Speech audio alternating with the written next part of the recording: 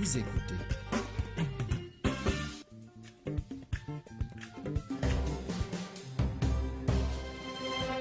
Merci de nous rester fidèles sur les ondes de la 89.3 FM. Tout de suite, le journal.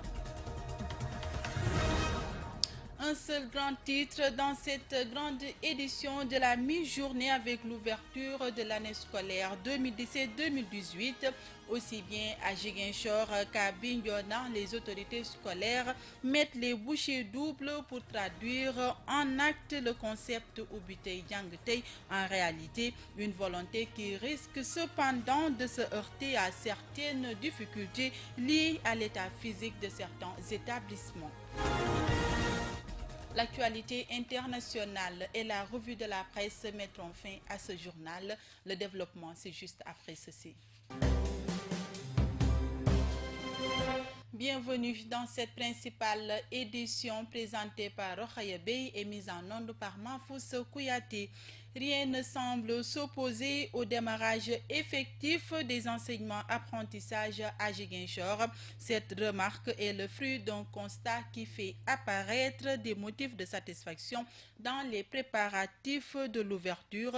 Seulement, cette réalité cache mal la situation de certains établissements encore sous l'emprise des intempéries, nous dit Eva Sagna. La généralisation du concept Ubitei Jangtei se heurte à la réalité de certains établissements scolaires. C'est le cas du CEM Malik Fall, vulnérable aux intempéries, une situation qui indispose son principal. On voudrait bien l'appliquer, mais compte tenu de la situation du CEM, ça va être difficile. Ça va être difficile parce que au fond, on n'a que de l'eau. Même si on doit enlever les herbes, c'est ce qui nous empêche d'ailleurs de commencer tôt à enlever les herbes. Donc je ne pense pas que ça puisse se faire. C'est bien qu'on va mettre tous les moyens pour, même s'il y a un décalage, que ça ne soit pas trop grand. Chaque année, on prend 1 ou 2 semaines de retard pour pouvoir ouvrir. Voilà, c'est le grand problème. Et j'en profite pour maintenant tirer et lancer un SOS aux bonnes volontés à tout le monde, ceux qui pourraient venir. Parce que le Malik Fall, les premiers bâtiments datent de 1930. Donc imaginez les mêmes bâtiments qui restent jusqu'à présent. Ça demande une action vigoureuse de reconstruction, de réhabilitation, sinon même de reprendre le CEM, sinon réhabiliter le CEM pour que le CEM continue à faire son travail. L'état de certains établissements rend dubitatif certains parents séduits par le concept, mais sceptiques quant à sa mise en œuvre.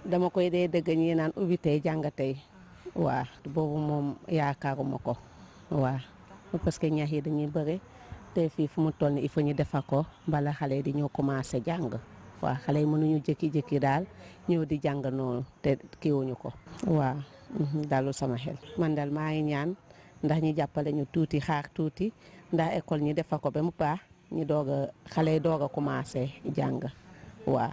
Outre l'état physique de certaines écoles, le concept Ubitei Jangtei risque de se heurter à la sociologie d'un milieu où les élèves jouent très souvent aux prolongations, d'où l'appel lancé aux parents d'élèves pour inciter leurs enfants à rejoindre rapidement les salles de classe.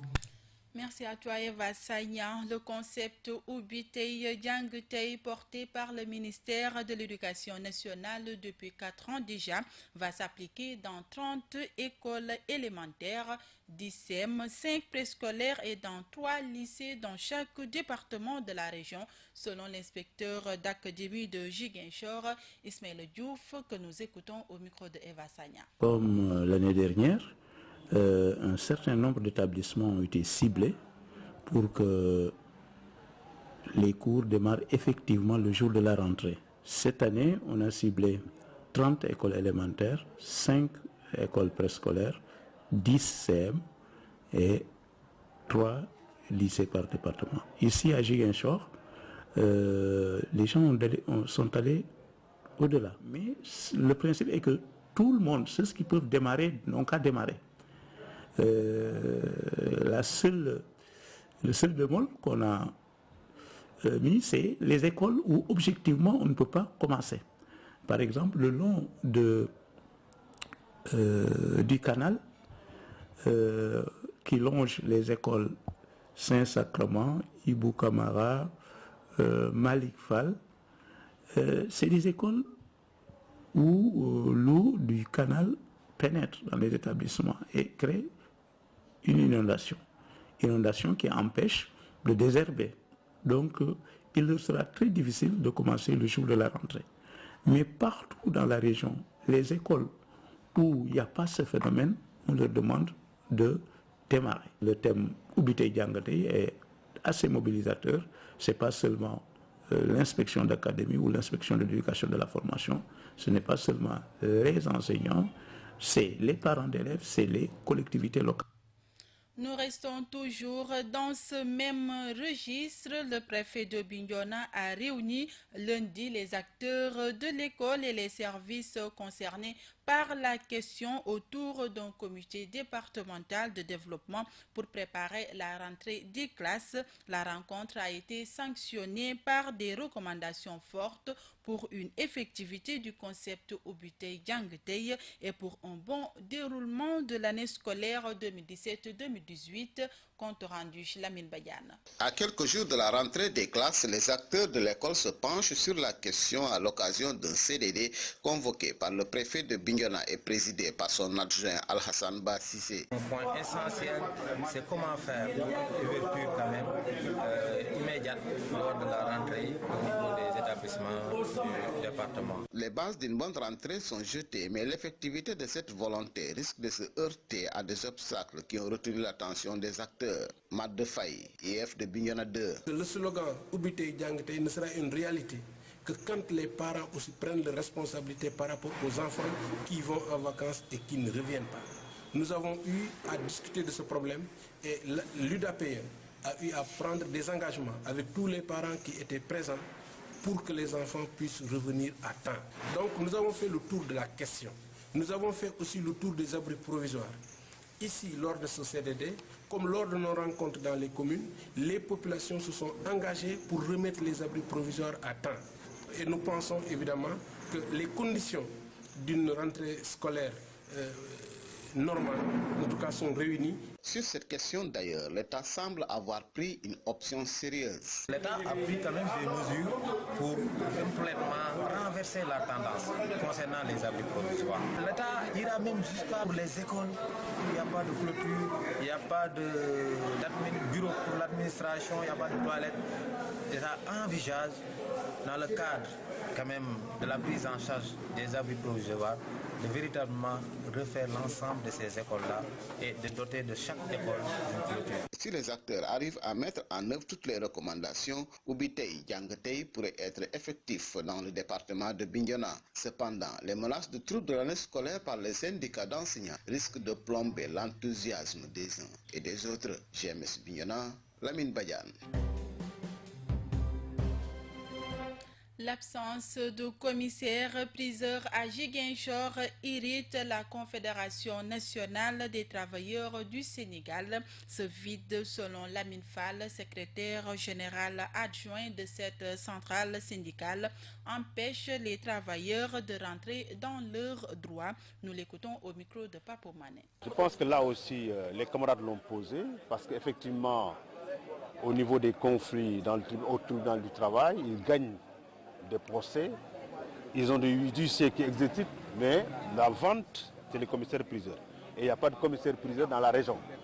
Je pense que, vous le savez autant que moi d'ailleurs, le commissaire-priseur, quand même, c'est un emploi un peu libéralisé.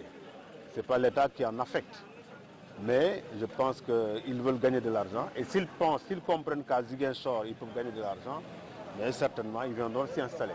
En tout cas, on verra avec les relations que nous avons, avec certains d'entre eux d'ailleurs, comment s'organiser pour qu'effectivement, il y ait un cabinet de commissaires-priseurs à Ziguinchor pour pouvoir satisfaire cette demande. Parce qu'on ne peut pas en tout cas gagner un procès, saisir du matériel et ne pas le vendre. Ne pas pouvoir le vendre, parce que tant qu'on ne le vend pas, on n'entre pas dans son droit. Donc nous allons y veiller. L'actualité internationale de ce mardi 3 octobre 2017 nous mène au Nigeria, en Espagne et aux États-Unis. Synthèse de Mohamedou Salif Ndiaye. Quelques heures après la tuerie de Las Vegas, des habitants de la ville se sont rassemblés pour prier et rendre hommage aux 59 personnes décédées. Des dons de sang et d'argent ont en outre afflué de toutes parts. Au lendemain de la fusillade survenue lundi 2 octobre à Las Vegas, l'heure est au recueillement.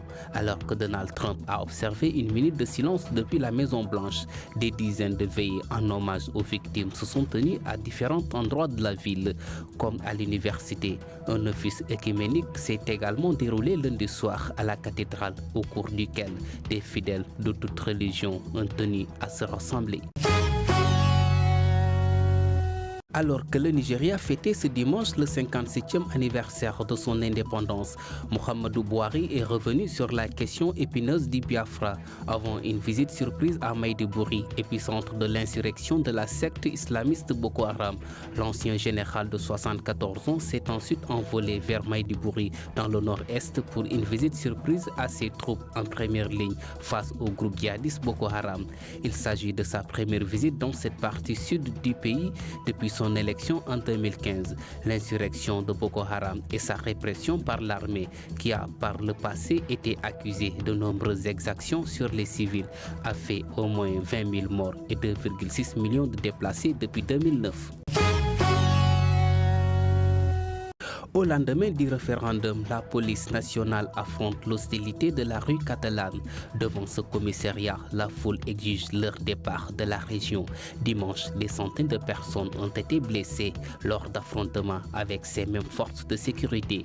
10 000 policiers et gardes civils ont été placés en renfort en Catalogne depuis des semaines. Certains d'entre eux, environ 200, ont même été contraints sous la pression populaire de quitter leur hôtel de la banlieue de Barcelone. Le coup de tonnerre de la journée de dimanche a été suivi de rencontres entre les chefs des principaux partis politiques. Mariano Rajoy, le chef du gouvernement, s'est entretenu avec Pedro Sánchez. Le leader socialiste dont la formation est opposée à l'indépendance a demandé que le gouvernement renoue en urgence le dialogue avec l'exécutif catalan et ouvre des négociations.